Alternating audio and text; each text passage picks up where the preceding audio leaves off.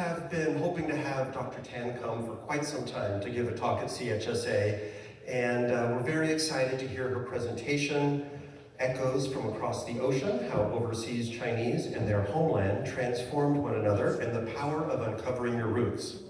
So I'd like to say a few words about Dr. Tan's professional background and then a little bit about my experience seeing the projects when I was last in China. So Dr. Tan received her PhD from the University of Hong Kong, Department of Architecture.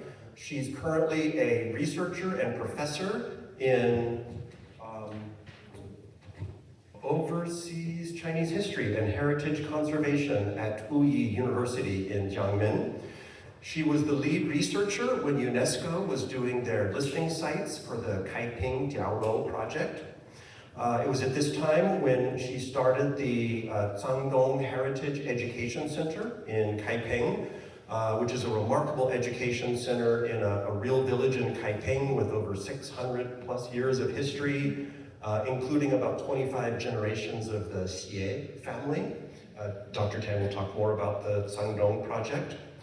Also, in addition, in the city of Jiangmen, Dr. Tan was the organizer, founder of the Blue Tile Heritage Center, and that's housed in a beautifully and meticulously restored family ancestral hall of the Lam family. I hope we'll learn more about that as well.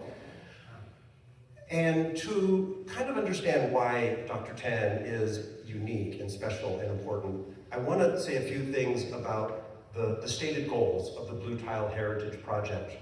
Primarily, it's to conserve not only historical architecture, but moreover, the heart and soul of these unique places. And this is done through engagement and respect for the local people, who are the carriers of the stories, calligraphy, painting, poetry, music, martial arts, food, and more. Also, the Blue Tile Heritage Center serves as a bridge to connect overseas visiting Chinese to their roots. I think some of you have done trips with Henry Tom and perhaps have worked with Selia and her graduate students who help with genealogy and things of that sort. And also the Blue Tile Heritage Center seeks to promote and advocate future leaders in the area of architectural history. A couple of years ago, I had the chance to spend a week in Kaiping. First, quick question, has anybody here seen the film from Taishan, Lingering Dreams of Homeland? We had a number of Bay Area screenings.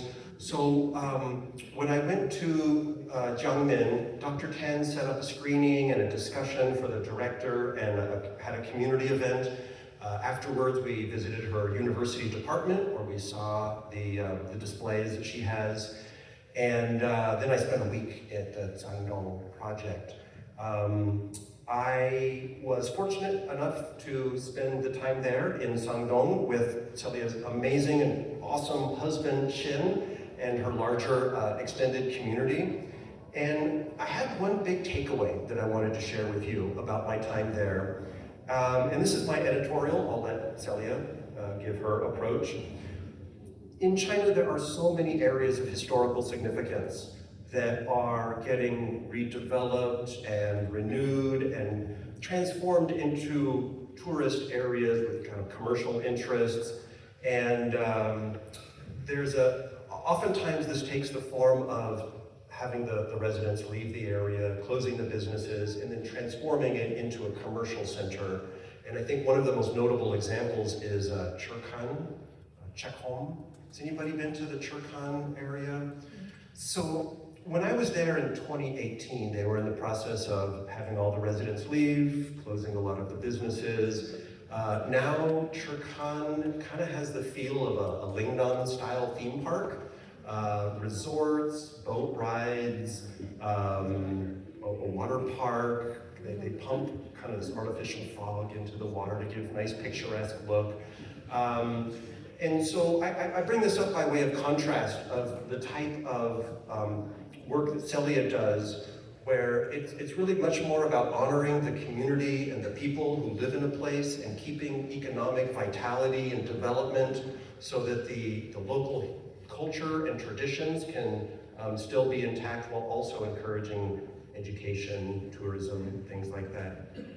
So, without further ado, I will pass this off to Dr. Tan. Again, after this presentation, we'll open up for questions, so please think about what you might like to ask, and look forward to having some food with you afterwards. Thank you so much. Selia?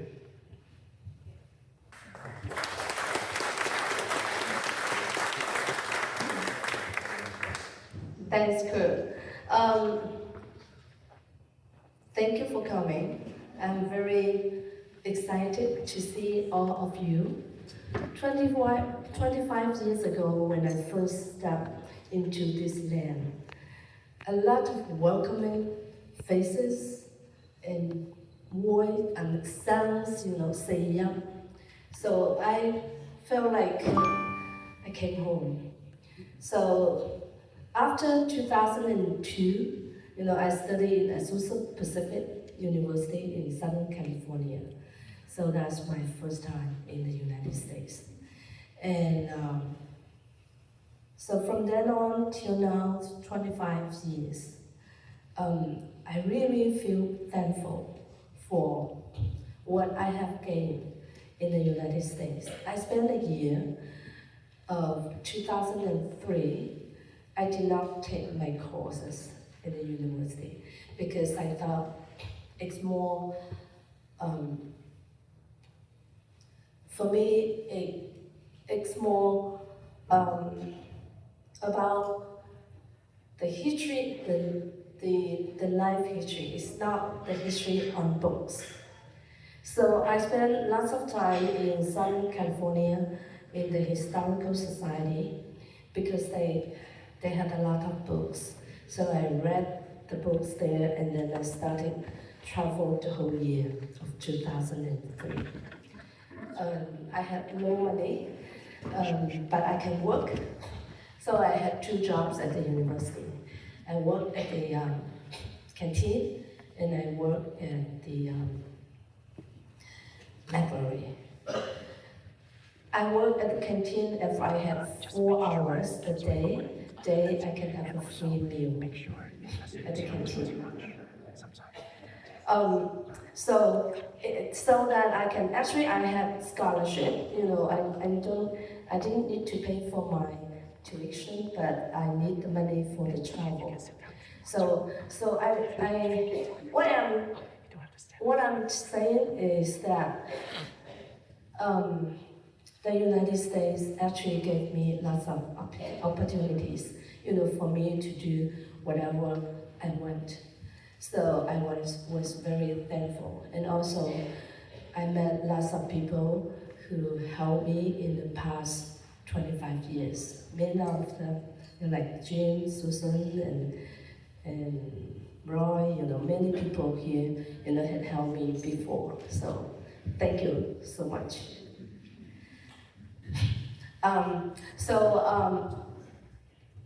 So today I'm going to share with you what I have found in the past 25 years. And I am also one of the descendants of many generations. My grandfather's grandfather came to Montreal in Canada.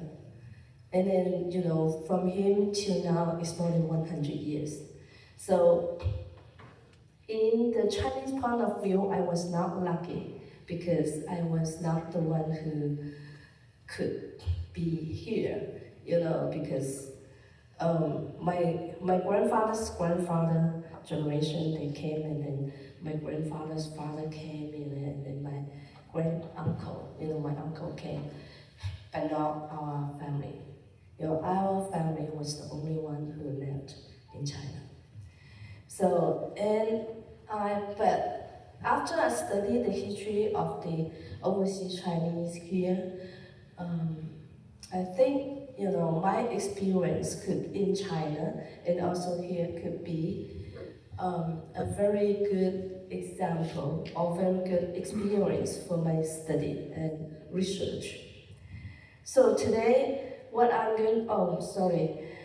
actually I published a book last year on based on the research in the past 25 years. It's about the architecture here in overseas Chinatowns and also in the architecture built by the overseas Chinese back in the hometown. So this is going to be my talk. Okay.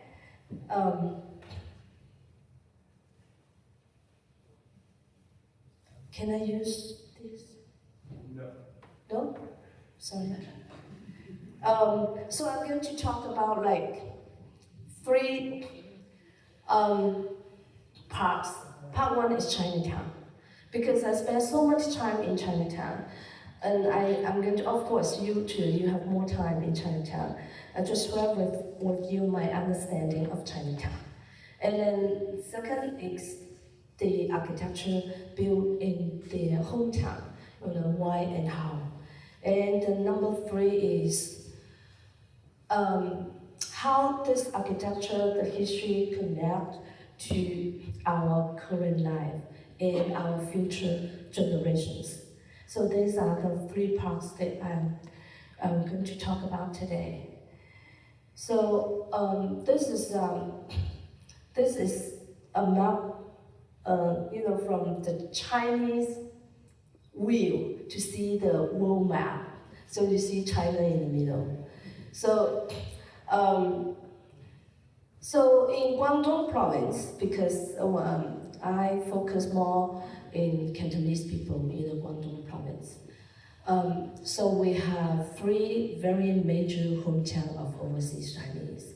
We have the Hakka area, we call Xinmei-Chaoshan, the Hakka area, and the Qiushan area, that's Chaoshan, and the Wuyi, our 5 Yap, Say Yap, Wuyi area. So these three places we call traditional overseas Chinese hometowns. But for Hakka and Qiuzhou, many of them are in Southeast Asia. No, not like our Sayap area. Most of our Sayap people are here. So this is very different, and this made the very difference in the hometown appearance.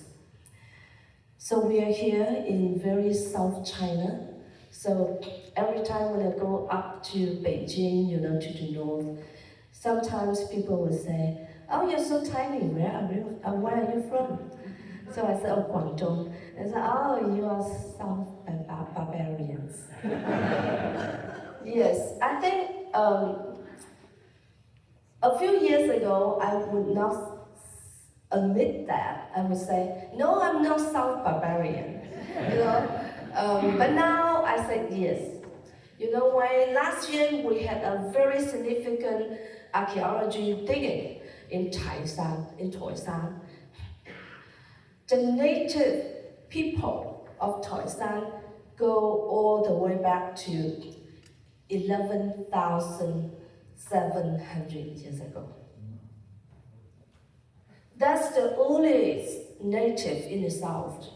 The lively natives in the south found so far.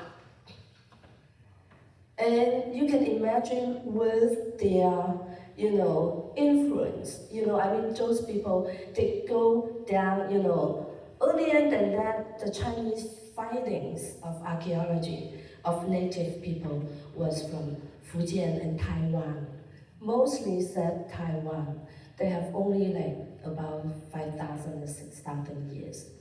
But now the Taishan area, it goes to 11,000 years.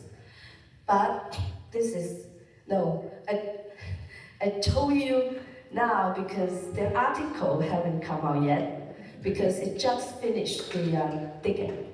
So that's good, very far. Far from the central government of Chinese dynasties. We have professors research on whether or not we are South barbarians. And I remember a few years ago, somebody from the United States, and she came to me and said, do you think we are 100% Han people? And she said because her parents told her we are 100% Han because they are from Taishan. And she went to do the DNA test. You know how any of you have done the DNA test? How many percent of Han? Sorry. Okay. So she told me, in her test, Han is only 22. 22% of Han. But then the others are like Vietnamese, Thai, all those Laos.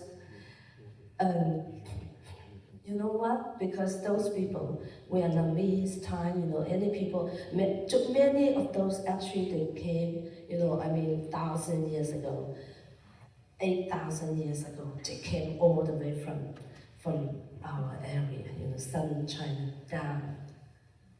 So when I went to Vietnam, they still, their pronunciation, the Vietnamese language. Some of the words are very close to our local Selia Tan. So for example, the way that they pronounce temple, miao, that's exactly the same as what I am saying in Siam. And for example, the word we say salt, xiang mei, right? Xiang mei. Xiang mei, if you want to write it in characters, it's sheng mei. It's shang wei in Mandarin, which means this kind of thing is very, very important. Without it, everything in your, however, it doesn't matter how you cook, you could not feel a good taste. But with Zhang Wei, then the taste would be much better. So that's how this word came from. In non-China, if you go to central China, they would not say Zhang Wei. They will not say Xiang Mei, right? They will say yin, salt. So they have a very good cultures to say it. So we have many very local sayings, in our language. But of course, because in the South Song dynasty, the imperial, the whole imperial people came all the way from central China to Samui, and then they were defeated there. And then the South Song dynasty died. So 100,000 Song people, soldiers, they jumped into the South China Sea to sacrifice themselves to the nation. But still, there are some people did not want to go to sacrifice their body, themselves into the sea. So those people left. They stay in our area, in the Samui and then Kaiping, Taishan, then the central Chinese culture, because this culture came with the imperial families from South Song dynasty. So they have soldiers, they have generals, they have imperial families, all this, all together around, in our Siam area. So then that's how the central Chinese culture, came all the way with these imperial families into our area. So that's the South Song dynasty, which is like 700 ago, about 600 to 800 years ago. So that's the South Song imperial family influence to our area. And then on the Ming Dynasty, for example, like 400 years ago, Ming Dynasty, there was very big event or campaign that the government said, oh, no matter who you are native in every corner of China, it doesn't matter. Let's be Han. Everybody be Han. You sign up for Han. So the whole territory of the Ming Dynasty all sign up for Han. No matter, don't tell anything about your past. You are Han. Everybody is Han. And then you make your genealogy book. So they have professionals to help you to make a very, very good, very nice looking genealogy books. So every family will say, oh, I come from a very distant official family. My last name is da da da da. So very beautiful, very nicely done. Okay, you will not believe me. I mean, so it doesn't matter, but I just want to tell you that, with the time, the years coming, we have many different research, coming out, and we know actually who we are. But I think, it doesn't matter if we are Han people or natives, it doesn't matter. Here we are, right? We're here. So this is the Delta River area. Is we call the Pearl River Delta. This is the core of the Cantonese people area. So I remember Professor Henry Yu from UBC Canada. He had a great idea that all our overseas Chinese people, the first batch of the overseas Chinese people were from southern China, from here, from Guangdong province. And then they go down to this Southeast Asia and Pacific area, and then sail to the Americas. That's the Pacific, both sides of the Pacific area. So his idea was the Cantonese Pacific.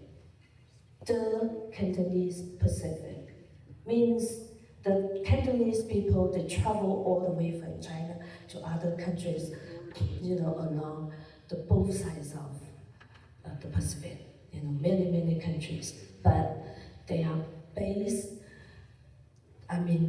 on the same culture, Cantonese culture. So that's the Delta area in Guangdong province. So this is the Selia, because many people here in San Francisco area, I think around like more than 80 to 85 people, earlier generations were from this area, Selia. And then Samyang, Heungshan, and some others from other places.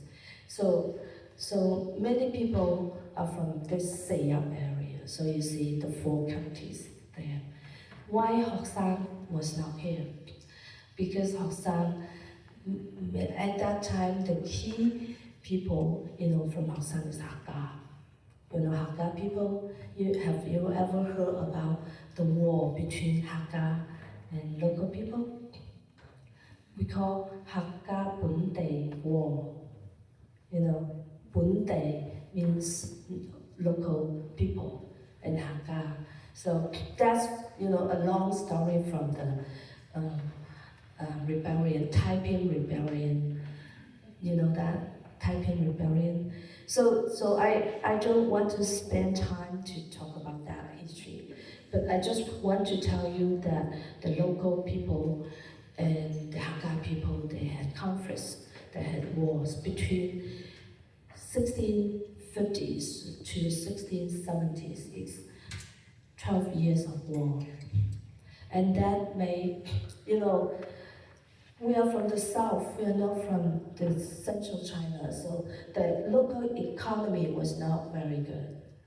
Plus 12 years of war. So that's why people, many people had to go to other places for their fortune. And at that time, the Britain, Great Britain, the Britain,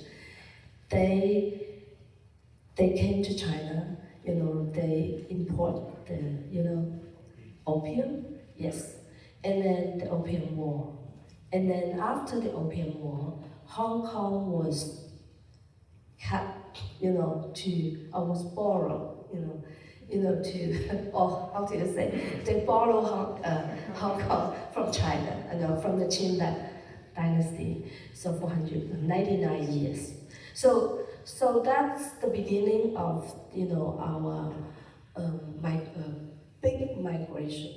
Because of Hong Kong, we have this Hong Kong as a transformed island or transformed platform for our people in Guangdong to travel first step to Hong Kong, and then they take the ships, and other facilities in Hong Kong to other countries. So Hong Kong, the UK government was very, very clever. They studied Hong Kong as a free port in 1851. 1851, very early, because gold was discovered in California in 1848. And news came to China at the same year. And from 1849, Cantonese people, rushed to California. And the UK government or UK business people, they saw the chance to make business. Oh, they said so many Chinese went to go to California. Okay, we managed to help them. So they started the steamship, travel, everything free. So that's the beginning of the free port system. Okay, so these people, they came from their Guangdong province to the Fake, the flowery, flat area. So they came here. So I'm going to talk about 1, 2, 3, 4. I'm sure that many of you are very familiar with Chinatowns. So I just want to talk about my feeling, my understanding of, in the point of view of heritage point of view to see the values of Chinatown. So we all know that we have a lot of association buildings here.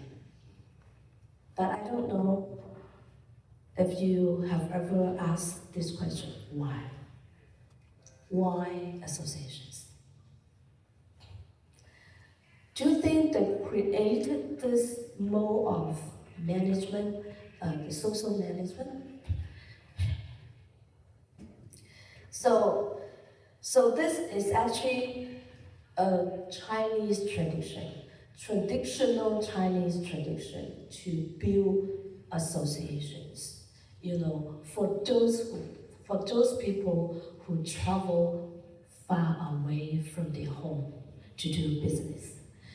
So this is a tradition from the Ming Dynasty 400 to 500 years ago, in China. So this is the biggest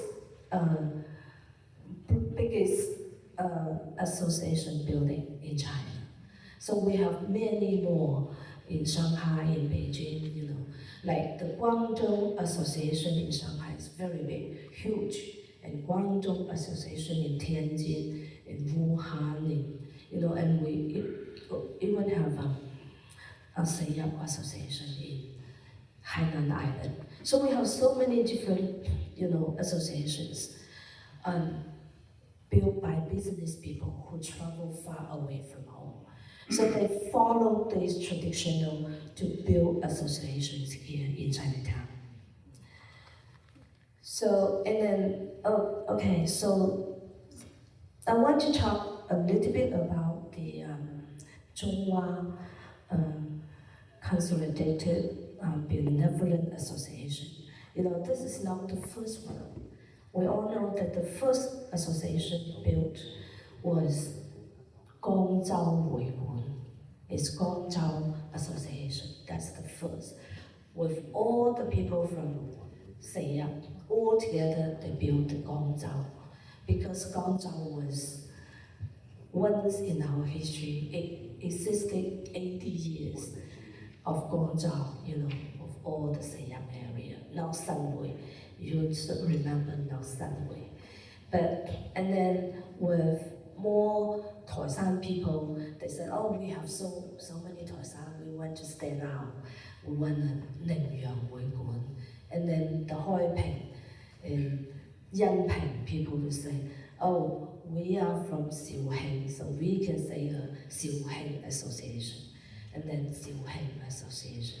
And then more and more Samyang people, they say, oh, we are Samyang, we want a Samyang Weiguan. So, and then many like groups starting out with, and then they have the, and then Sanwei and Aoshan, you know, they say, oh, we keep our Guangdong Weiguan. So that's why we are Guangdong. Many people would think, oh, Guangdong is Sanwei. Yes, now, yes, but now at the very beginning.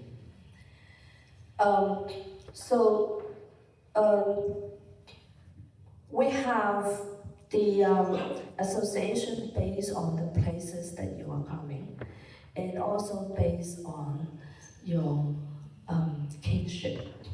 So we call this 公所, right? Or 同中餐会, right? It's 公所. So that's based on kingship. I take this example, the Yi clan, for an example. So actually, this kind of association was built based on the mode in the village area, ancestral hall. You know, from the Ming Dynasty, the many of them, you know, as long as you can have money, choose afford an ancestral hall. So ancestral hall was the main thing, you know, all the key location for your clan people to gather together to have, you know, any decisions to decide things. For example, to have a meeting, you know, to do the worshiping for your ancestors, you know, all those things happen in Qitong, in this kind of ancestral house. So they follow this tradition and come here to do the gongso, you know, to do, I'm sorry.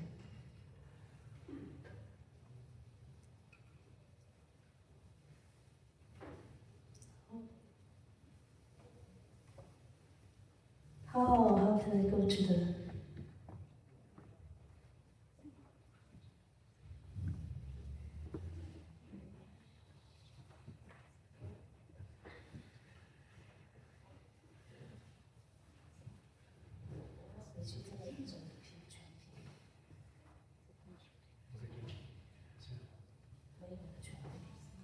Oh, sorry. Okay. So, because it looks different.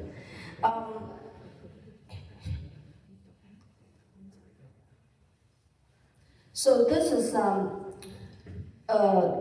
the, you know, how they work here in the routine. So everyday life in the gongso is actually very similar to that in their home village, Qitong.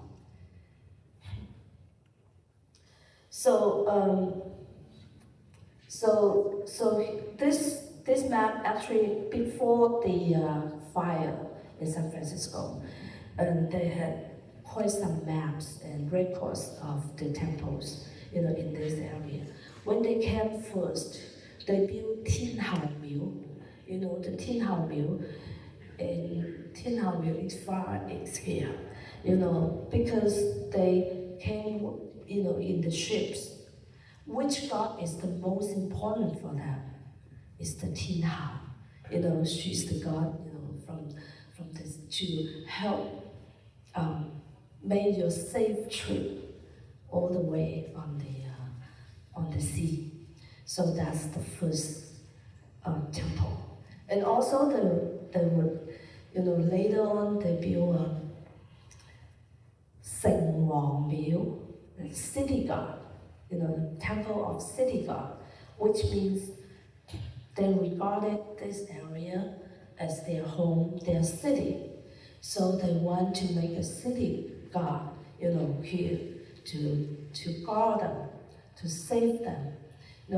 So and then many more, other temples come. And this is the current display of all the association buildings, not all main buildings. So you see actually they follow a certain feng shui pattern. So the Chonghua Wuigun, Zhonghua Wuigun, it's most important. And it's the, how can I say, it's like official, like a city hall, of the whole community of Chinatown. So you see Zhonghua Wuigun, it's on top, the purple one on top, in the middle, on top, in the middle. That's the very core area, location of Chinatown. So it was selected by a good feng shui master to do it. So with the Zhonghua Wuigun standing there, oversee all this, the association buildings or the whole community. So this is of course there are more for feng shui, I'm not talking about feng shui today. But why it's like this? It's actually the feng shui idea from their home villages. So in a home village, this is Changdong village, the feng shui analysis of Changdong village. So we'll see outside, the Changdong, our village, there are temples surrounded. The first, door to help you get rid of the bad luck. And then the second round into is your ancestral hall, and then the village guard, and then other shrines to help you. And then go to your own house. And then from the door of your own house, you have a guard, door guard. And then into the house, you have so many other, gods and your ancestors.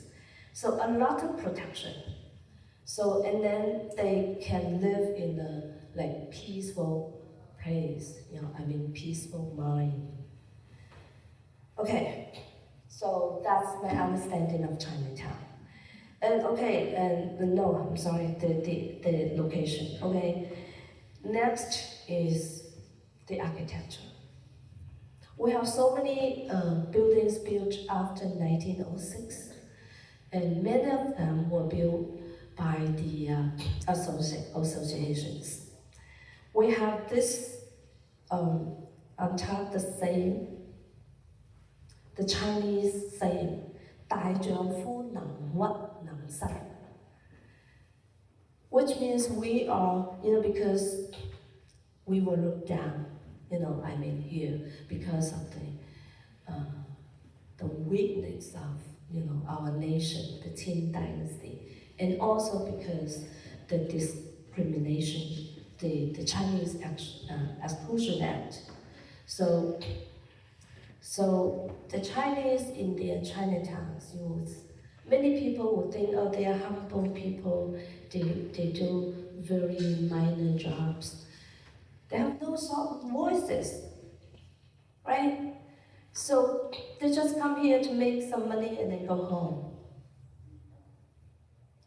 So that's the impression of many, many people. So that's why I want to remind you that we are a civilized culture. You know, we are people from a civilized nation. We have a lot of mental support from our culture. So with those generations, you see, it was very difficult for them to come from China to a very strange place. They cannot communicate with local people, and the local people here, the whites here, they have their own culture. You cannot communicate with them, and you are discriminated. So they have no dignity. They have no dignity. What they can do is just work hard, and then save money, and then send it home. And then your family at home can have a better life. That's the Chinese value, the traditional Chinese value. So why they can do that is because this education. Everybody in China were educated this. 大丈夫能屈能伸. So a great man knows when to yell and when to bend. What is B-E-N-D, bend? So many people will say, oh, see those Chinese, they dare not say anything, they have no voices. So this is what I'm going to say. Actually no, they have their voices. They have their beliefs. They have their persistence. So of course, Chinese people believe in feng shui. So I just want to take these two examples from this Chinatown to see. After the earthquake, these are the two buildings built first. So why in this design? You see the pagodas on both sides. They are at the corner. Pagodas on top. This one. At that time, 1906 fire, a lot of people died. And according to Chinese beliefs, the spirits of the dead people, they are wandering everywhere, in Chinatown. And the US government, said, oh, that's good. We can take the chance to drive the Chinese out. And then the Chinese said, oh, we need to stay. We need to rebuild our Chinatown as soon as possible before they made the new city plan. So they did it. But when you wanted to build a house, a building, you need to think about the location and the feng shui and the situation. At that time, the situation was a lot of spirits, wandering around. Just after the fire, everywhere is like very messy. So the first building was built. So they asked a feng shui master to help build a feng shui selling, to make, a feng shui selling for this building. We call this building, they have a triangle. We call this, okay, I have the Chinese here. 雙龍，雙龍戲珠七星八卦陣. So what we call this 風水陣. So 雙龍戲珠, that you see you remember this building, right? So you see the children is like this, and the round in the middle is like a pearl. And then 七星八卦, eight diagrams, So so this is what the feng shui. This is the feng shui setting for this building, and the meaning of this feng shui setting is to comfort the spirits. The first thing that, according to their beliefs, that's they are scared of the ghosts, the spirits. So they need to have a setting, feng shui setting, to comfort the spirits, to stop them, to give us very bad things. So, and then with this, you can comfort the spirits, and the spirits can help you, or they will not come to disturb you. Then you want to rebirth, then that's the second building, is rebirth. So this setting, this feng shui setting is, the core, the meaning of this feng shui setting is 重生. 重生, rebirth, because we want to build a new Chinatown. We would come back here to stay here. So, and then this is nine-story pagoda. So we call this 九九歸一重生. So this is the feng shui. This is the feng shui. 9 nights return to 1. So that's the idea of the feng shui setting. And how you need to have support from the heaven. So if you go up to now when you use a drone, you can see, or you go into the inside of the building, you see there's a square. 天井 is a sky well. It's a sky well to welcome, the rain from the heaven. So we call this pool of the rain, So you see on the top photo, you see that, that's a feng shui setting, which means you can now sealing fortune back to earth. So because we lost everything. Now we have the blessings from the God, from the heavenly God, to give us, the strength to rebuild a new Chinatown. So this is the beginning. So I just want to have these two buildings to say that our earlier generations, they are not silent. They are very strong inside. They have the way to stay. They have the way of thinking. They have their way of support. Okay, so this is Chinatown of Los Angeles. They are different because the old Chinatown was destroyed, to build the Union Station. So they come to this place and started to build the Chinatown in 1935. So at that time, 1930s, they have more people could have families. They have children. So they have children, which means, the Chinese people, all Chinese families, they pay great attention to education, to young generation's education.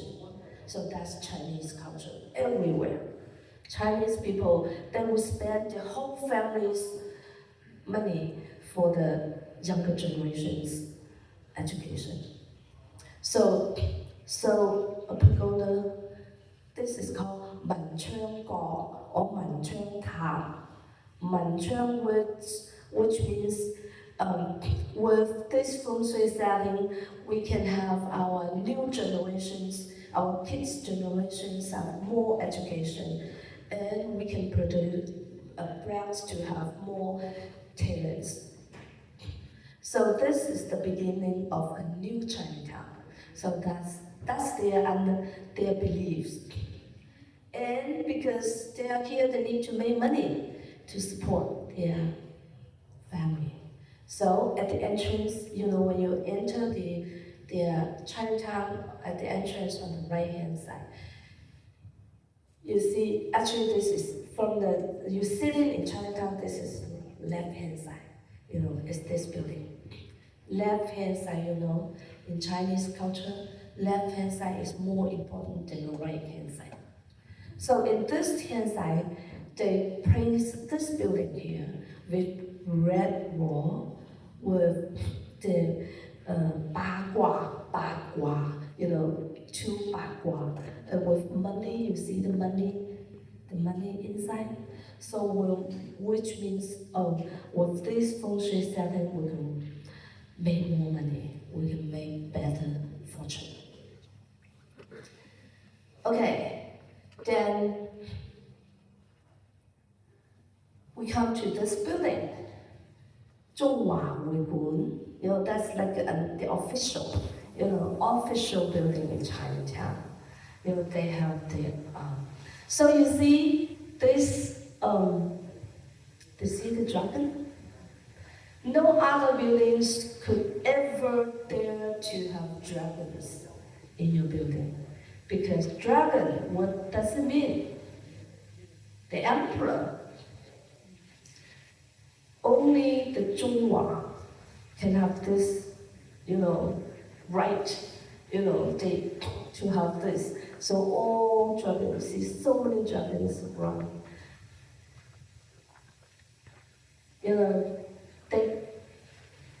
They tell you that, when you come here, you don't need to say anything. You can understand, oh, this is the official building. They have the number one, they have the decision say. So this. And see, all these are palettes, imperial palette style motifs.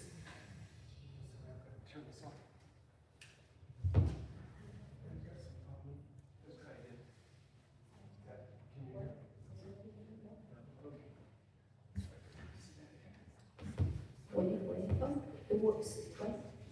Can you hear me? Yeah, can you hear me? Oh, yeah, good. Thank you. So this is the Zhonghua Haohao. It's the Chonghua High School. No, just school, primary school and high school. So we were there yesterday to give my Cantonese presentation. So actually, you look at this building, is very just like a regular building, but see top the ridge of the building, they have two fish. Two fish. Fish, it's not a real fish, the Chinese people, they invented this fish. Fish 表示聰明, when in China, because we're very close to South China Sea, so we eat fish every day. So our people will say, hey, 食魚聰明. So we have fish. And this fish means 考試第一名.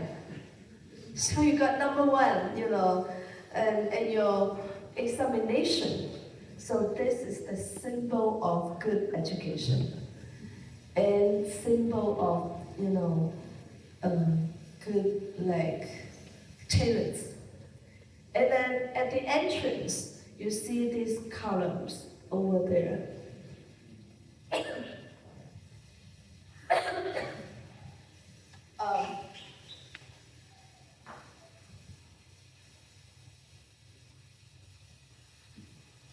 So the column You see the column on top? That's the Dong Gong. Only official buildings or imperial buildings could use. Like common people's buildings and you're not deserve, to have this kind of building structures. So for many other association buildings, I don't have enough time to say here, just to say one. This is 丘伦公所. The last name is Tan Hui Jie, from this 公所, this association. And then and others, they're you will see these characters over here. Longevity. 1, 2, 3, 3個手指 longevity. And many, coin money, many. And then the crowns turn one. So which means they wish to have longevity, money, and good fortune, that's it.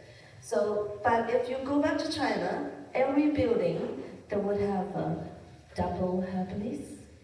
They have symbols for a harmonious family, but here, never. Because in Chinatown, in clan buildings, all bachelors live inside, right? No need. So you can see, their understanding, their choice, everything of this very clearly in their understanding in their life. And they know the social status. Okay, so our humble forefathers, what they do for this. I know that many of you would know that, for example, they grow the citrus growing, and also the wheat growing. They had great contributions to wheat growing, and also bean cherry. Bean is our Chinese name. Bean cherry, bigger than other cherries. And asparagus. That's the Chinese who came here started to eat it. It's wild in the countryside, in the river. The Chinese eat it. And the white people, they laugh at the Chinese. See this naive Chinese. They eat the grass that we use to feed our horses. And then, but some Caucasians are very friendly to Chinese people, and they eat with Chinese people, eat this. And they felt, oh, it's very good. And then the Chinese figure out it's very good. And then the news come out and more people like to eat it. And then the Chinese people at that time, after the gold rush and the railroad construction, what are you going to do? So many people stayed in Sacramento. They just came from the railroad construction sites, right? So they stayed in the Sacramento River Delta to grow asparagus. And that's the biggest plantation. Okay, so what I'm going to say is not those. Is this, they have to build the whole nation of America. So this is Wong. In our dialect is walking up. So walking up case. So after the after 1882, actually he went back to Taishan before that. So when he returned, the Congress, actually they passed the 1882 Chinese Exclusion Act already. So So he was stopped at the customs. And he said, "Oh, I'm American. I was born here." And they said, "No, because your parents are not American. Your parents are Chinese. They are not citizens." But he insisted to say that, "No, I am because I was born here." So, of course, the family had money, so they hired lawyers to help them to sue the government. And then they figure out this law, in their law, in the American laws. But at that time, not many people would know that or use that law. So it was from Walking Up's case that the Americans realized that they have this law. And this law actually helped not only the Chinese people, but also other Africans, many other minorities here, they were born here, but their parents were not citizens. So Could I disconnect this section of your talk with the previous section talking about the family associations, because it was the family associations which really funded that effort to get the Supreme Court to protect birthright citizenship. So I just wanted to make that clear in this connection, because it sounded a little bit like it was a rich family. His family actually was very poor, and it was the family association that really. Oh yes, thank you. Yeah, thank you. The Zhonghua Uyghur was actually built for that purpose. So Zhonghua Uyghur actually I was told they had the most cases, because they arrange people to have translation to understand the American law. Okay, thank you. Okay, the second case that I want to talk about is Ding Long. So his name is Ding Long. He's in our Taishan Kaiping is Ding Long. So, and then the English is Ding Long. He's a very small figure. So he's a servant in this general's home. But what made him famous or made him remember was this in 1901, he wanted to retire from the US and went back to Taishan. And his master asked him, "What are you going to do? What you have, do you have anything that you want me to help?" Because he's a general, he has, he's the board member of Columbia University. And he said, "Oh, I want to donate my savings, 12,000, to Columbia University to have a professorship." Or he doesn't know anything about professors, a chance for the American people to understand China and the Chinese people. Because at that time, in 1900, the discrimination was very, very bad, at that time. So, and he believes that it was because the misunderstanding, of the cultures, and that would make the thing worse. So he said it would be good if we can have a chance, opportunity for people to know more about China. So that's his idea. And then he donated 12,000 to Columbia University. But it's too little, compare a department construction, that's very little. So his master, General Carpentier, donating 270,000 more, plus this.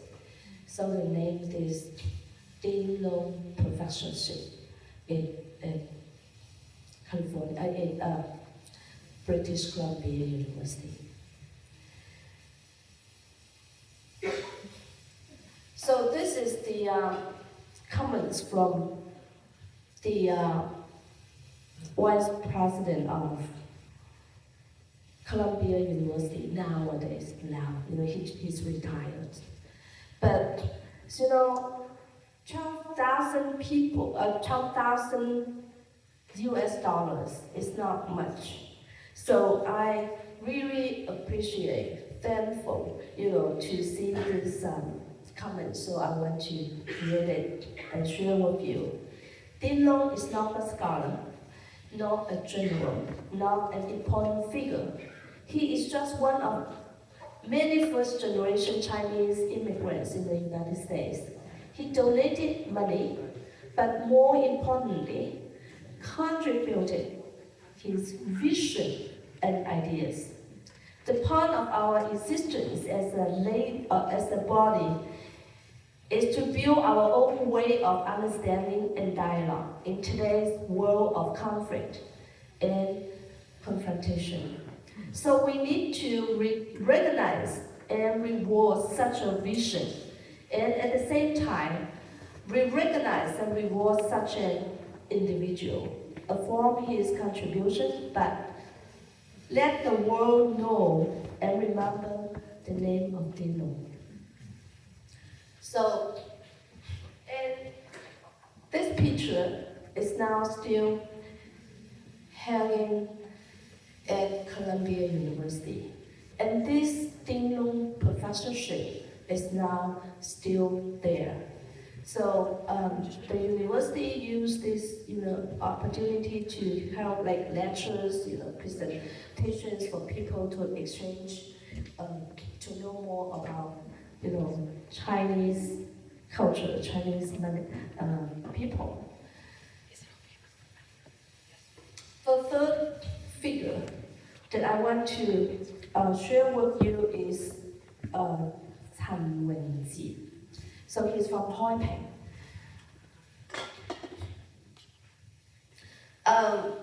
He's a little bit later, he came to Harvard to study for his PhD on philosophy. And he said, I want to study Chinese philosophy. And then people laugh at him. How come? So you Chinese people, do you have philosophy? So because they didn't know, many people didn't know that China has a long history. They call you hidden Chinese, naive Chinese. They really didn't know that China has a long history. So he, Tan Wenji, so he said, okay, I think that's the thing that I need to do because people don't know.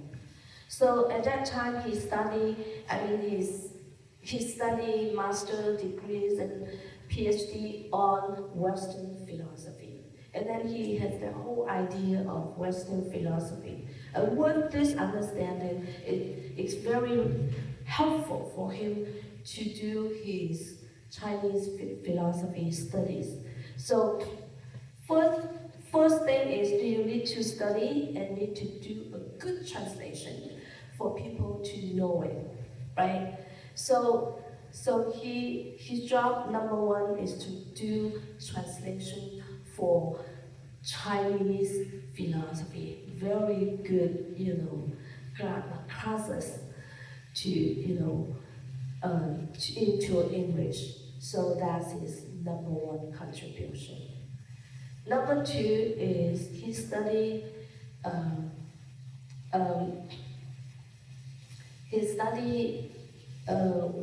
we call as I don't know how to translation. 居己改业, that's one of the masters in Chinese history, 朱子. So he studied him, and because it's very, very important in Chinese history, but Western people don't know that. They only know Confucius. They don't know Zhuji.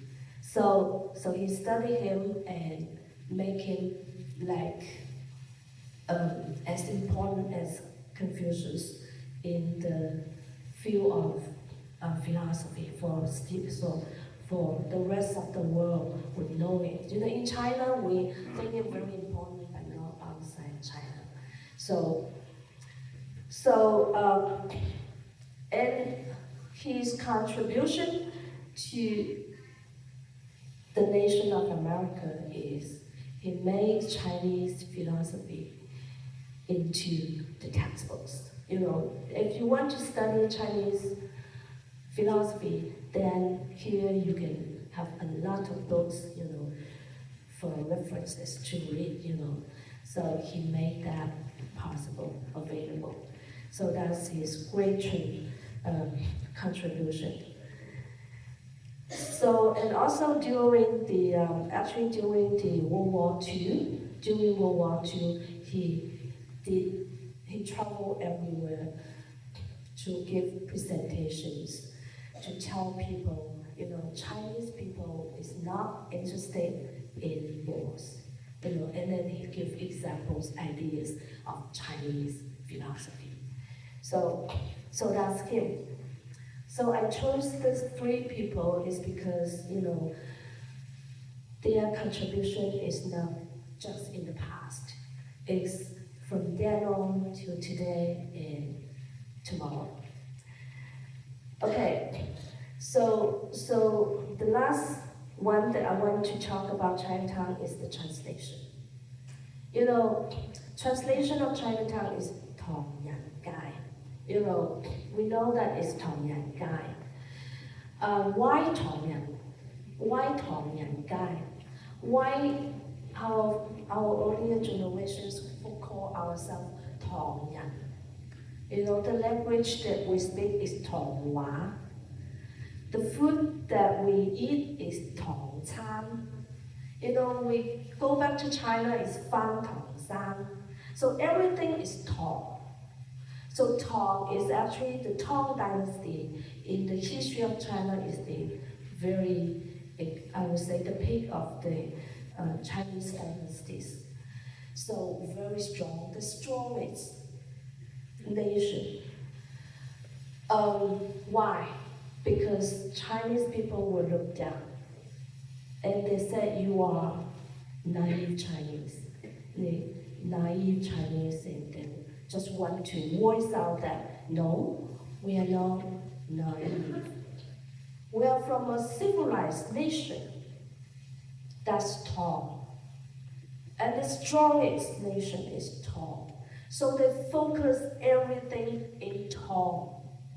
I remember I interviewed the daughter of Lin Feng. He's the first senator in mainland America in 1946, I think. Wait, I'm sorry.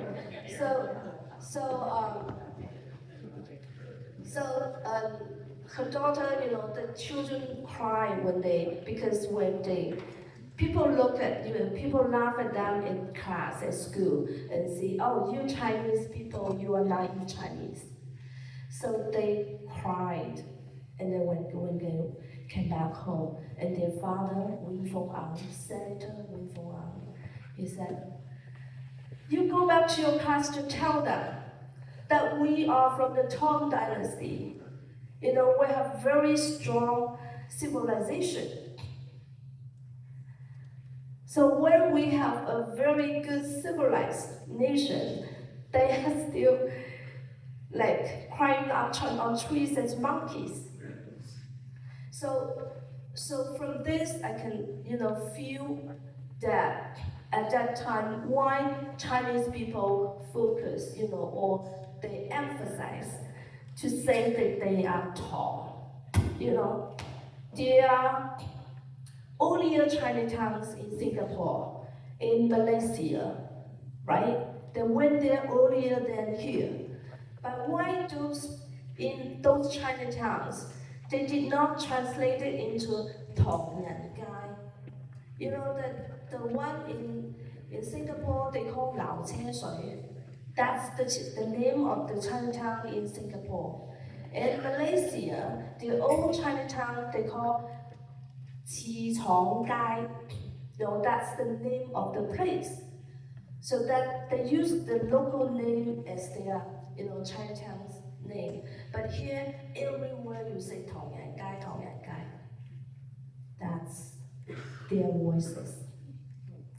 Okay, so that's why I said the way that they translated this area as Tong Yan Gai is actually to save their dignity, of the whole community. So this is very important translation. I would say Tong Yan Gai is really, the name is really important. We need to, for heritage point of view, we need to protect. We need to keep this name. But I noticed that in many other medias, people use 中國城. The new generations that will use 中國城. 中國城 is Chinatown. China is 中國. Town is 城. So they would think I don't know, they use this new name. Okay. So the second part, I'm sorry I go too slow.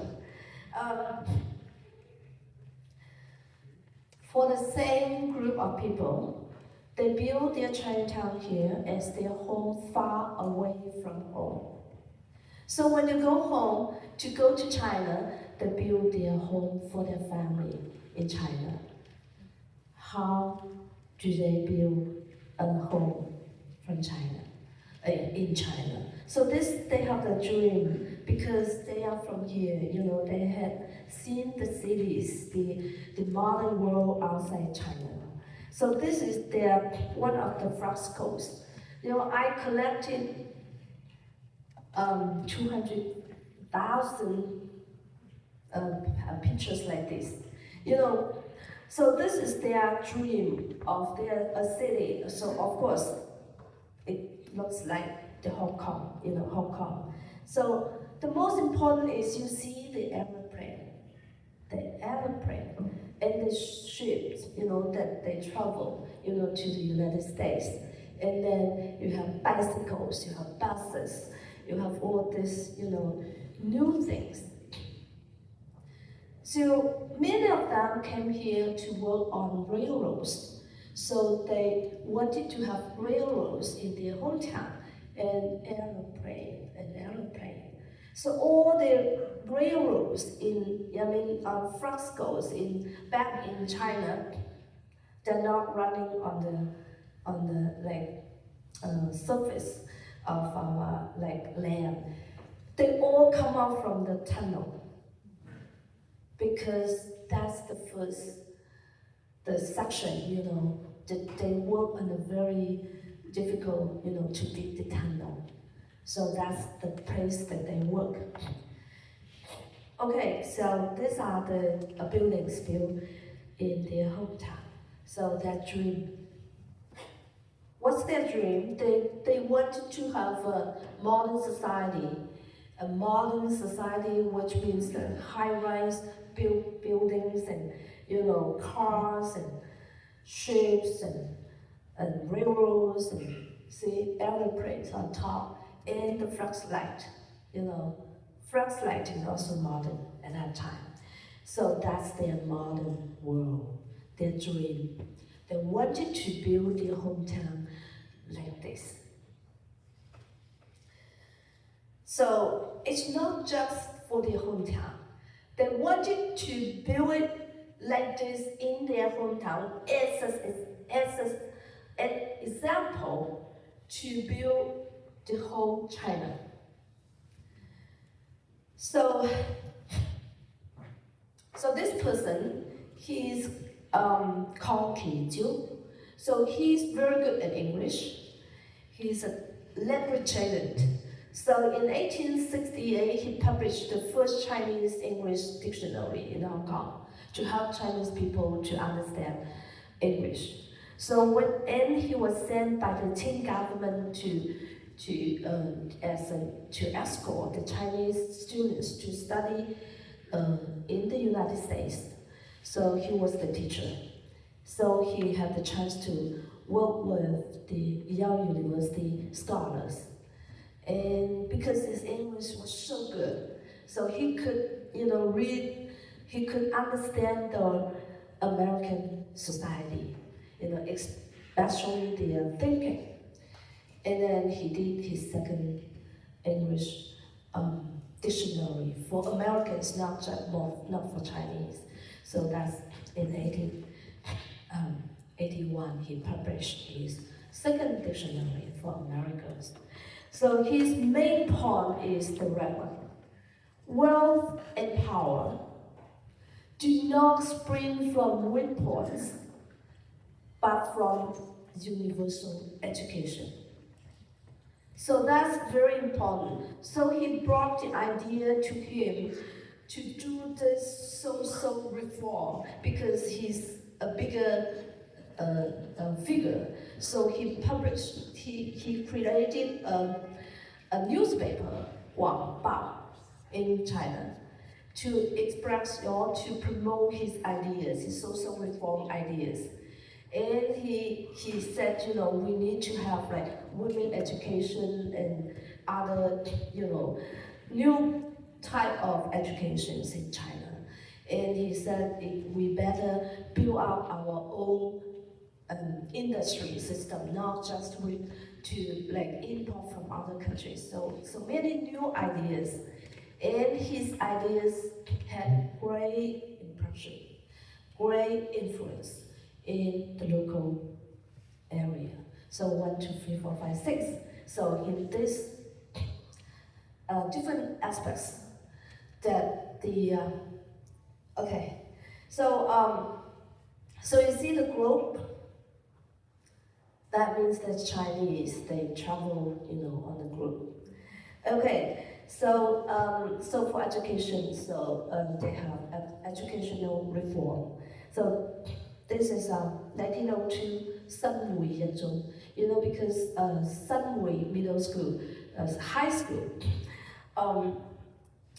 that was the capital of the whole area, Sunwei. So they had the first. And then Taishan, they had money to build a bigger one. So this was the biggest high school in China at that time. They are trying to do the biggest in China. And then there's this, Kaiping have two. Kaiping had two, so this is the Kaiping Overseas Chinese High School. The very unique is the headmasters of this school, they have great idea, ambition. They said, from a single corner of Kaiping, a single brigade of Kaichao High School to turn the fate of the nation. So that's their ambition. Okay, so this is Kaiping #1 Middle School. So built by the Sito and Huan.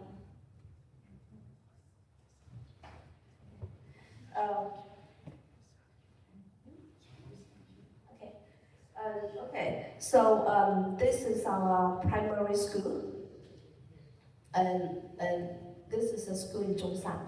So we actually have schools not just in this area, but in the Pearl River Delta, but because Selia have the most. So this is library Sito, library Fong and Kwan. This is library in Sunwei, and this library in Jiangping. And small family libraries, in many other clans. And so how they managed to do this? So I'm going to use the Yi clan as an example to tell you. So this is the Yi ancestral hall. So they use the ancestral hall to be the core of this kind of social reform. And then they use the ancestral home as a school and also the editorial office and also the clan center. These are the building that they build, the library, and they have their own magazine, and they have other like sub-branches in the villages. And these are the books that they publish for different kinds of reforms. Okay, so number 2, we have business reform. So the most thing that I want to tell you that, they are not from a very wealthy families, so they need to work with a mode we call share. How do you say it's like they work they base on stocks, So this is to build the stock system on doing this. So they build a lot of towns like this, more than 100. Like these buildings, many of them built by the ancestral house. Ancestral means clan community. Okay, so for home construction, so they come back to build their villages. See, some villages, like in a small family, this is the Lee Garden in Kaiping. So, and some are like this, because you make regulations of construction, a new building, so that you can have a very, everybody need to follow the instructions to build, so it looks like very organized, very unique. And okay, there are more. I just want to show you the pictures, all this. And also they participated into revolutionary, because they want to make a very great, strong nation, So, and aviation is very, very important. So that's the design of the first steamship. At that time, no airplane, no. So he's the first person who won the first prize in UK, and to make this. So in the history of Chinese aviation, he's the first guy. And then, of course, many people returned from outside to participate into the 1911 reform and other reforms. So this is Feng Zhou guy. So he is from Yanpeng. I know many of you know him. He's the first Chinese who built the airplane, with the help of people from Taishan and Kaiping. So this is Tan. He was born in Auckland, so he grew up here and he studied this, and he raised up this idea to use aviation to save the nation to Dr. Sun Yat-sen. So Dr. Sun Yat-sen, promoted as a national slogan, to save the nation. So many people, donated money to do it, to help during World War II. Third force of the money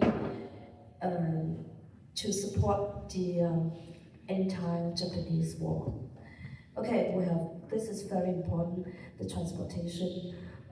So transportation, number 1 is highway. So highway construction totally supported by the overseas Chinese, because you come from here and then this highway come across your clan land, then you pay for that. That's the stockholder, the stocks, you buy stocks to do it. So, and they also expand the business to Guangdong. This is the business, the bus line that they donated, they invested in Guangdong. And this is the railroad, because they learned from the construction sites here. So they said, oh, we don't need foreign support. We don't need Caucasian money. We don't accept Caucasian investments, I would say stock buyers. So they built this railroad totally based on their own people. So this was regarded as the first railroad built with 100% Chinese people, Chinese money. And then the Kaiping people, that's Taishan. This is Kaiping. You see, they have many paintings. They wanted to have the Arab brand, so they did it. So this is the airport. We call this seaport, and that's the ladies working on the plane. 24/6 from Kaiping to Guangdong. Okay, so these are some, the social welfare. This is the thing that I want to point out is the bones, the bone repatriation. This is a very important. This is the platform that they use to welcome the wandering spirits from far away, the other side of the Pacific, to come back.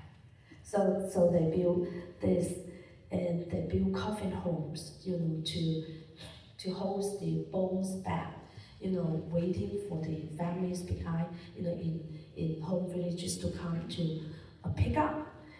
For those who have no families to come to pick up, they build this kind of public cemeteries for them. Okay.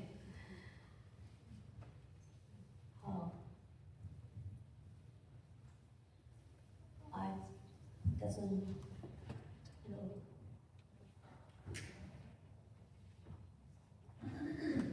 Okay, so unfortunately, they built the Chinatown and then their hometown. Why?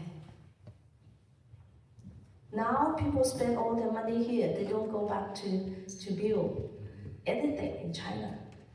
You know why? Because you see, this is the family at home in China. The wife standing out at the house, in the front of the house, waiting for their husbands. Their husbands could not come back. Like my great-great-grandmother, she married to my great-great-grandfather in 1907, I think. So he left. No, before that, sorry. No. And then he left. Never come back. 1959, the first time he came back. And my great-great-grandmother died the next year. So they met 2 times in their life. So this is the very, very common case in our area. So in this picture, you see this is a fresco on walls. So you see the wife waiting for their husband here, and then the ship, it's a big ship, from overseas. They are waiting to see if her husband there or not. But he waiting every day with hopes. That's the rising sun. Okay, why is it like this? Okay, so there's another painting we can see.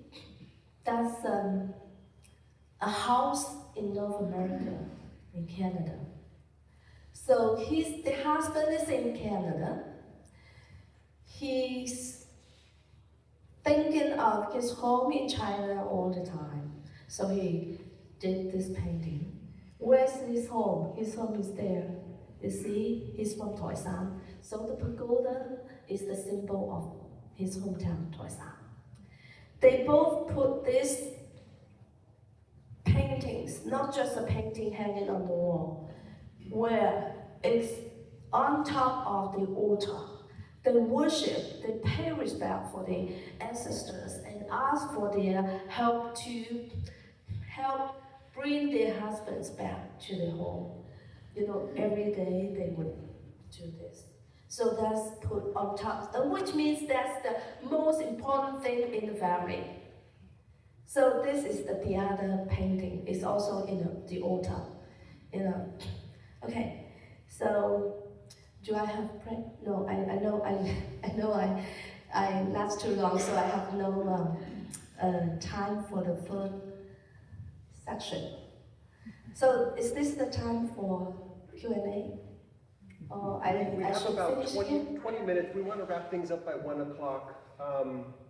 If you want to take 5 minutes maybe for the last part, and that cuts into Q&A time a bit, Yes. that'd be okay? I'll get you in a minute. 5 minutes. All right. This is something that I am working on now. I work on history in the past. In the past 25 years, I spent lots of time to understand our heritage, to understand our history, our culture. But what are you going to do in the future? That's heritage. So we need to do something for our future generations. We need to preserve our culture and our history for the future generations. So this is what I am doing now. So which we call heritage conservation or heritage education. So when I started to do this PPT, this PowerPoint, I look at the Stanford website. I found this. I helped them. I helped Michael to go back to the village to do roots searching. So he said, I was grateful to visit the ancestral village in China, and that the knowledge of the family's history. And the contributions of Chinese migrants like Lim Lim Hong, his great-great-great-grandfather, have given me a deeper appreciation for what it means to live in this country. To know that we've been doing a lot of work for the United States makes me feel very much American and deserving for the title. So I think this is very like a conclusion or like a summary of what I'm doing, and I think it's significant to do is this. We learn our history. Right now we are here, we learn it, and how can we pass what we know to our future generations? This is very, very important. So this is what I'm doing now. So because I don't have time. So we have heritage like this. The overseas Chinese went back to China to build the houses like this. So this is the Kaiping government applied this as World Cultural Heritage. So this is our #1 World Cultural Heritage, built with overseas Chinese money. This is the symbol for our generations to come to realize, to understand, to appreciate the contribution built by the earlier generations.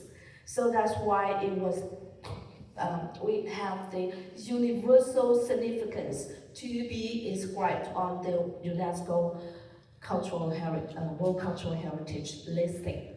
And the second is this we call Memory of the World Register. So it is also a kind of cultural heritage by, inscribed by UNESCO. So because the overseas Chinese people send money and letters back to their home villages during the past 200 years.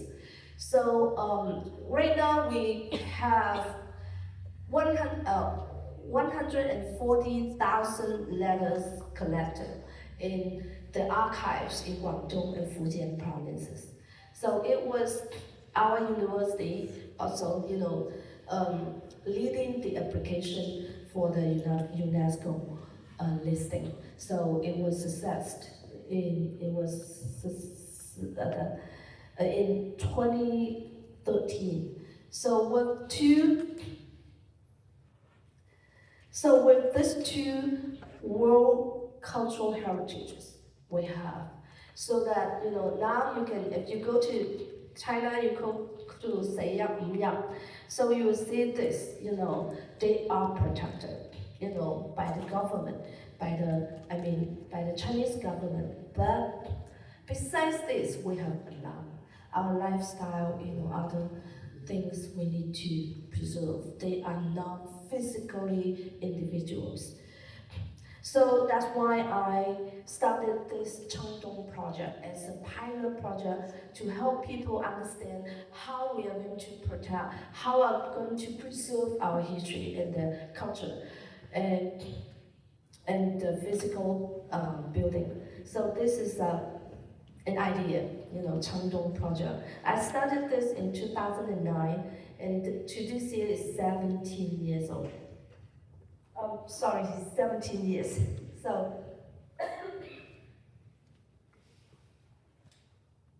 this is the village that I chose because it's old.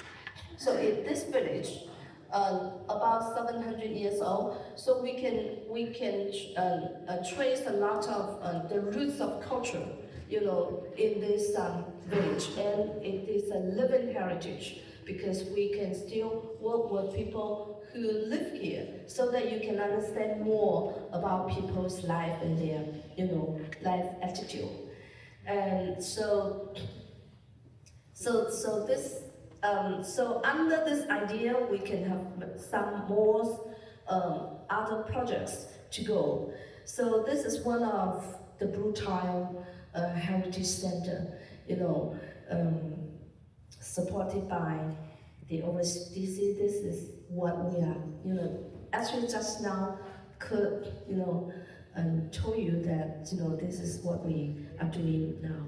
We are not doing a project to revive a village and then to make money.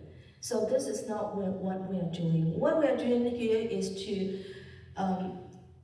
do a model, a pilot project for people to understand how to do heritage conservation. So this is the educational project. So this is okay. So because I have a lot to show, but I'm sorry, I don't have time. So I'll show you how to. Okay, I want to talk to you a little bit about this for our future generations. So what we are doing here, we do roots researching, we do many cultural activities, as I showed. So, but here for the students from the United States and Canada, other countries, we have international internship, for students. So she's from California. So she was born here. She said, "Oh, I'm not interested in China. I don't want to go to China." So her mom said, "So if you, because she need to find somewhere to do her internship." So her mom said, "If you want to go to Zero, I have no money. But if you want to go to China, I can support you." So he searched on the internet and found us, and then he contacted me, and then he came, and she came. So she spent 1 month and a half here in our village. See, she stayed there, followed the villagers, to do what they do every day, to understand the culture, the history, all this. So she said, "Oh, this 1 month and a half totally changed my life and my attitude." So right now she works here in San Francisco. And so from the very beginning, she said, "Oh, I hate Chinese," Now she has a Chinese boyfriend. Okay, so the second case is this lady, she's a student from UBC, so she came for 15 days, and stay in our project. She, at the very beginning, she said, oh, I really don't want to come because I hate being Chinese, because she said everywhere you go, you said people ask you what's your name, and then what's your last name, and she said there. Her last name is D-E-R there. So the last name is Sing there. So and then people would ask her, are you Chinese? Because her last name is there. So she said she cannot, look down. So she said, I don't like my Chinese background because it made me feel shamed. But with the class, because UBC come to our Guangdong village to have the class, they need the credit. So she came with her classmates and Professor Henry Yu. She came and her grandmother said, oh, you go to China, you better go to see the village and the home, the ancestral house. And she said, okay. So when she came and she showed me the name of the village, that's very close to our Guangdong Center. So we show her to the village, and the family at home welcomed her very, warmly, and they killed the chicken and cooked for her, and made a lot of things. And then she came back, oh, they're so nice to me. How come? They don't know me. I said, oh, you are their relatives. This is Chinese culture. Chinese people, we have a very saying that even enjoyable to have friends from far away. So this is our Chinese attitude, our Chinese, so, and then her relatives made zhong, zhong, and brought it to our center and asked her, oh, this is our zhong made for you. Please share with your classmates. And she was shocked. She said, oh, why? They don't know me. I'm not their friends. It's like that. So later on, she learned the history of the Jie, and then the cultural, everything. So 15 days. And she said, oh, now I'm very proud that I'm Chinese. So, okay. So this is what, okay, I can finish now. Okay, so I just want to say that, okay, that our project is very supported by UNESCO. So we got the award from UNESCO for heritage conservation, and because our educational programs are recognized by the international society. So we got this award from UNESCO. Okay, so this is the end of my thank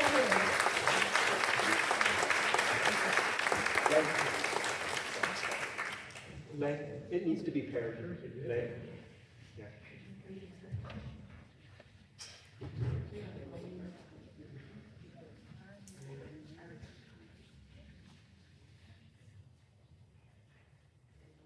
Hi. I was very curious because the libraries, I saw so many libraries, right, in China and stuff. I was wondering also whether the libraries, the archival material inside these libraries, were they preserved? Did they survive the Cultural Revolution? And also many of the documents, letters and things that you've gathered and stuff, or that was also found within China, or also coming from overseas, or also the possibility of that these things being published or being made accessible? Yes, we have archives. Every county have their own archives, right? So we found some of these documents in the archive, and also some of them in collectors' hand. The many collectors. So For this application, I mean the letters is actually the 140,000 letters are from the government archives, not private, holders. So right now, the Qiuzhou part they published already 40 columns. Now our university is doing the second publication. Is going to be 64 books.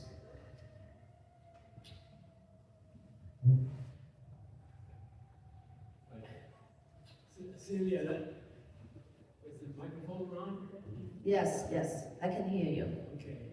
Celia, I've been back to the village, as you know, 5 times, and many of the villages now are pretty abandoned, and only the seniors, folks are living there. And it's throughout the Yinping, Selia area. Are there any thoughts of the government and the village government thinking of tearing down the houses and putting factories and office buildings there? Because that's a really dilemma there. Okay. Yes, because with the people, many people moving now of the village, Chinese people, like here, your ancestors came here, they were maybe Oroville, Marysville, in the small towns. But later, when they have children, they come to Daifao, because they wanted their children to have better education. And then all run to big cities.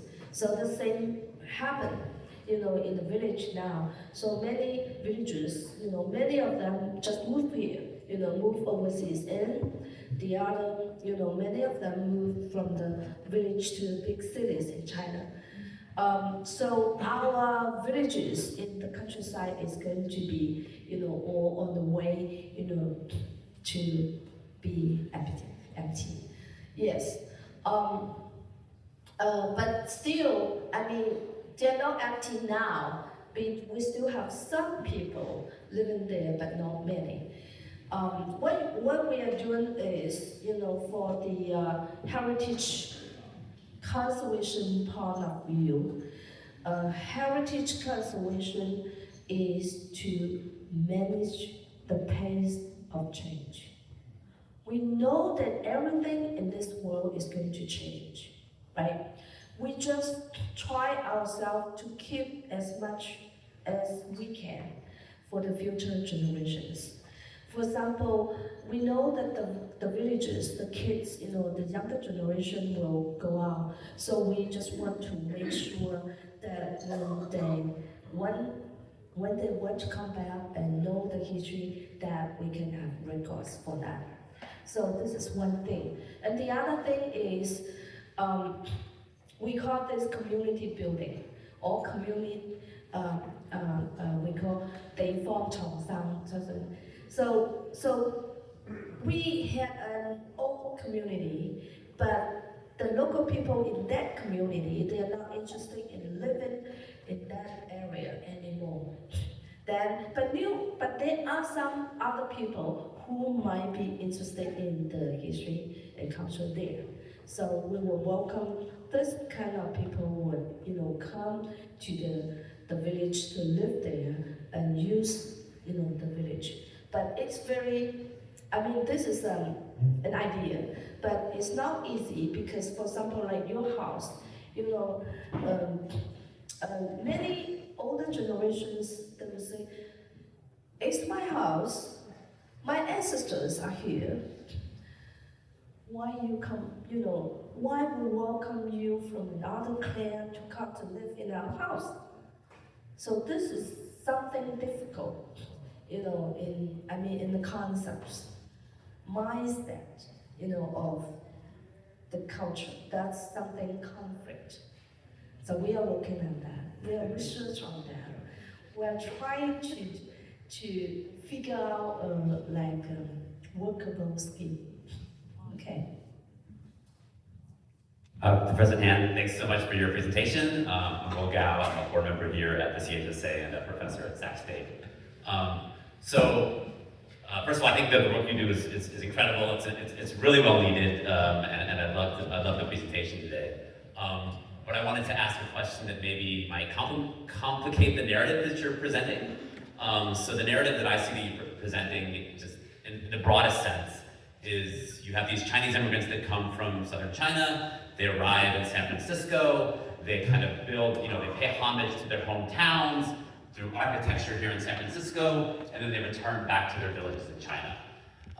But a number of the buildings that you showed in your presentation were not built by Chinese immigrants. So like Look Tin Eli, who is the person who made the two buildings, or who's responsible for building the two buildings that we see on Broadway, was from Mendocino.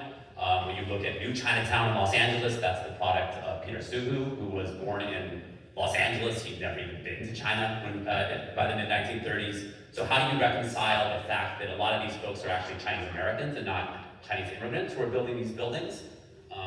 Yeah, thank you. Okay.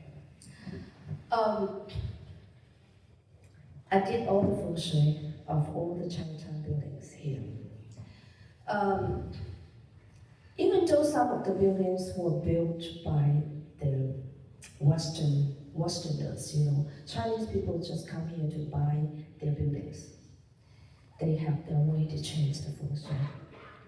But I'm not talking about the buildings were built by Chinese Americans. I know that I know. that they're designed by Westerners, but that's what I'm talking about. Like the person who actually thought of the building, like Look Tin Eli, is from Mendocino. He's from the West Coast.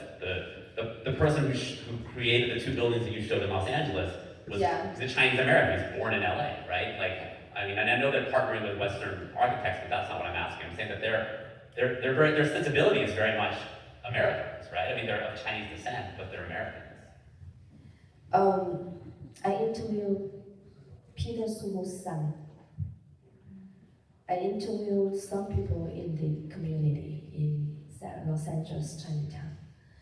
Because, yes, Peter Suhu was born here, but he spoke Selia Tan. He spoke the local Selia language. Of course, he can speak English, but he spoke the local Selia dialect. He eat the Chinese food. He has Chinese thinking. So when they designed the new Chinatown, there's a lady, they had a new, idea to make a China city. They have a new design for that. And then his idea, Peter Suhu and YC Home, the two of them are the key figure in building new Chinatown. So they decided to do it in the concept of Forbidden City, not China City. You know about China City? Yeah. It was burned. It's not welcome by the Chinese community. You know why? The same reason that as I said just now. Because all those people, even though they were born here, but because they were restricted in Chinatown, they were Chinese thinking. They live in Chinatown, they live in their, community people. So, and Peter Suhu was lucky that he can go to school, USC. So, but then he can speak English, so he can be the bridge between the local community and the local government. So, but he's very Chinese thinking. And what they are trying to express from the new phase of the Chinatown that they are going to build is they don't want to, people would look at them like, oh, you are dirty Chinese. They want to show the dignity of the Chinese culture. So that's why they decided to follow the law of Forbidden City. What does it mean, Forbidden City? That's the city of the Chinese emperor, right? So that's why in this new design of Forbidden City, they input the Chinese, feng shui and all those ideas. Of course, it doesn't look like very Chinese because of the earthquake situation and because of the materials. You cannot find that material here, exactly the same that they built in China. When I first came to this Chinatown, was very French, very strange to me. I said, oh, why is it like this? Not exactly the same as what we have in China. And then I talked to people like that, and then they said, Celia, we have earthquakes here. We use wood to build our house, but not in China, you use brick, you use ceramics, but not here. But we can use symbols.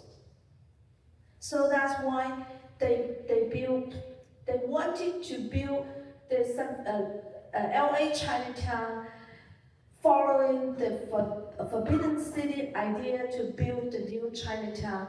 They want to give people or Americans a new face of Chinatown so that people can come here to appreciate the very rich Chinese history and Chinese culture. That would help them to save their face, to give them dignity. That's why they say Tong Yan Gai. And then at the back door, the 4 characters on their gateway, Luo Ji Jinghua, which means we together to achieve. That's their voices. I hope you can understand. Can you? We can talk afterwards. Okay. Dr. Tan, I'm very sorry. I think we could stay here for another hour and do Q&A. You'll be able to stay during the buffet and talk with us. I think we're going to wrap things up now. Okay, one more question. We've had a request that we wrap things up. So sorry. You're gonna be able to stay here. I hope you have time to talk. Yeah, I'm going to stay here for a little bit. It's actually a question for you. Sir. Because the first question about the archives over in China, okay, I just recently found out from one of your members about the National Archive in San Bruno that will be closed, okay? And the question I have is, what are we doing, or how can I help to spread the word? I'll make the announcement later, I'm a member of some, Thank you. okay, so we'll talk about it. And we've also included information on that in the newsletter, and we'll have follow-up advocacy efforts in the newsletter. Thank you for that. I want to say 2 quick things. Lunch is going to happen in the following way. Everyone will come through this door. You'll be served food in a buffet style, and then come on back in. But let's get everybody in this rotation. And next, can we please give a warm round of applause for Dr. Tan?